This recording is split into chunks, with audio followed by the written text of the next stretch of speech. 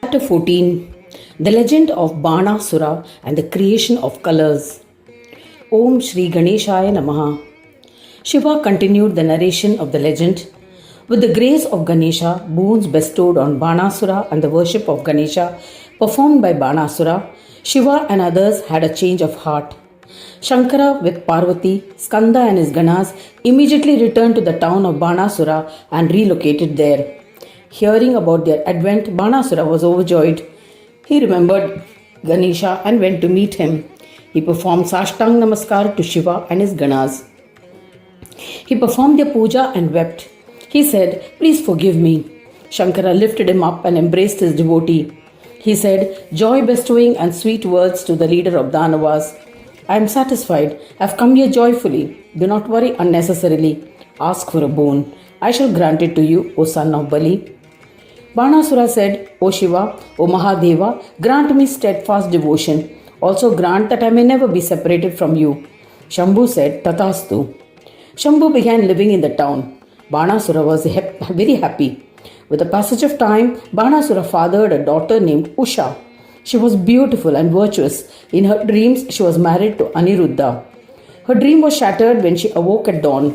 She became restless thinking of the youth she had dreamt of. Aniruddha was the son of Pradyumna and the grandson of Shri Krishna. Her friend Chitralekha recognized him from the description given by Usha. At night, Chitralekha enticed the Yadava clan using Maya, abducted and handed over Aniruddha to Usha. Usha was overjoyed. Usha's palace was built on a single pillar. Aniruddha was smitten and fell in love with Usha. Usha and Aniruddha were married by a Gandharva marriage ceremony. Aniruddha stayed at the palace and indulged in marital bliss. The Yadavas were unable to find Aniruddha, who was missing since night. They were extremely worried and distressed. Pradyumna commenced penance to please Ganesha, pleading for his son's safety. With the grace of Ganesha, Narada arrived and conveyed the episode of Aniruddha to the Yadavas. The Yadavas were extremely happy. Thereafter, along with the valiant Krishna, Balarama, all the Yadavas decided to defeat Banasura, who was assisted by Shankara. Krishna, however, was scared when he realized that Banasura had the backing of Shankara. At that time, Uddhava, the friend and follower of Krishna, advised Krishna to worship Ganesha, to be free from obstacles so that Shankara may not defeat him in battle. Krishna meditated on Ganesha and chanted repeatedly the Ekakshara mantra of Ganesha, observing all the ordained rituals. With this preparation, Krishna with the Yadava army advanced to attack Banasura. As they neared Banasura's town, he blew his conch as an indication of arrival and an invitation to fight. Shiva was the first to arrive for battle. He initiated Banasura into the Ganesh Kavacha, sanctified by Samaveda mantras. Banasura's arms were going to be severed as per the curse pronounced by Shiva. That was already known. The mighty Krishna battled with Banasura. Seeing that Banasura was shaken, Shankara intervened and fought with Krishna. When Krishna saw Shankara, he remembered Ganesh. An intense battle ensued between Shiva and Vasudeva, and it appeared as if the end of the three worlds was imminent. It was beyond description. Krishna released the Jambastra on Shiva, who fell asleep. Krishna then released the chakra on Banasura to sever his arms. The sharp knife-like edges of the chakra started to sever the arms of Banasura. When only two arms remained, the chakra stopped. An unhappy Krishna remembered Ganesh. The words that Ganesha said were heard as an aerial announcement. "O Krishna, you will not succeed in killing Banasura in war. Shankara has protected Banasura with the Ganesh Kavach. The arms of Banasura which you have severed are the ones that had been blessed by Shiva and were severed due to the curse pronounced by Shiva. O Krishna, the two hands that he was born with were not severed and protected by the Kavach." Krishna was satisfied with this explanation and he retracted the chakra and the Jrambastra. Freed from its influence, I, Shankara, regained consciousness. When I, Shankara, reflected on the events minutely, I comprehended the scheme of Ganesh. Krishna bowed to me and I too embraced him.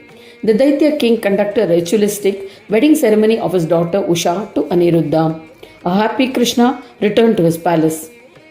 Banasura renounced his kingdom and became Mahakal. He lived in Kailash. Every morning he would perform puja of Gajanana by offering shami, mandar, durva leaves and red flowers. Thereafter he would meditate and worship Shambhu. In this way he pleased them. Shaunaka asked Suta, red is a flower, favorite color of Ganesha. Red color pleases him. How did this happen? Brahmanaspati Ganesha is red in color. He applies red sandalwood paste. He is clad in red garments. He prefers red flowers. He smears red sindura all over his body. He plays in the red colored sagara. Please tell me a convincing reason. In reality, all colors belong to him and are dear to him. We do not know the reason why he insists on one color. O omniscient sage, please clarify our doubt. Suta replied, at the beginning of creation there were 5 colors, namely white, black, red, blue and yellow. All objects contained these colors.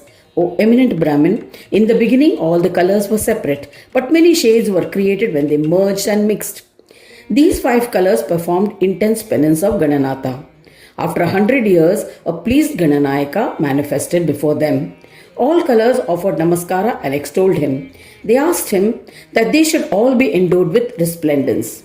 They prayed to Ganeshwara, O Brahmanayaka, O Swami, please merge in our form. We bow to you. We will become accomplished and freed from the bondage of Maya forever.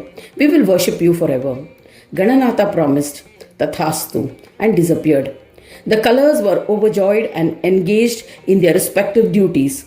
The colors tinted the atmosphere and decorated the animate and inanimate universes with colors. Kashyapa Ganesha, the son of Kashyapa, became blue in color. Mayuresh assumed the white color. Ganesha's incarnation as son of Varenya assumed a blood red color, and Dhumravarna assumed the black color. Haridra Ganapa assumed yellow color. In this manner, Ganesha assumed various colors in his different incarnations. After obtaining this boon, all the colors worshipped Ganesha and engaged in their activities. O Brahmin, red color once again observed austere penance without consuming any food for 1,000 years. Ganesha manifested to him and granted him a boon. He bowed to the Lord, then performed his puja and sang various stotras, which were his favorite in praise of him. Pleased with him, Vignesha said, O illustrious one, O blood red color, ask for a boon that you desire. He said, O Gananayaka, may you adorn the red color. Amongst all colors, may red be your favorite color, so that I shall be the greatest amongst all colors. I will feel accomplished by being in your proximity. Ganesha said, Tathastu, and disappeared. Since then, the Vedas mention that red objects are the favorite of Gajanana. Anyone who reads or listens to legends of Banasura and the legend of the creation of colors will be blessed with boons by Ganesha. Thus ends the 14th chapter titled The Legend of Banasura and the Creation of Colors in the 8th Khand of the Purana Upanishad, Srimad Mudgal Puran, describing the legends of Dhumravarna, dedicated to Shri Gajanana. End of chapter 14.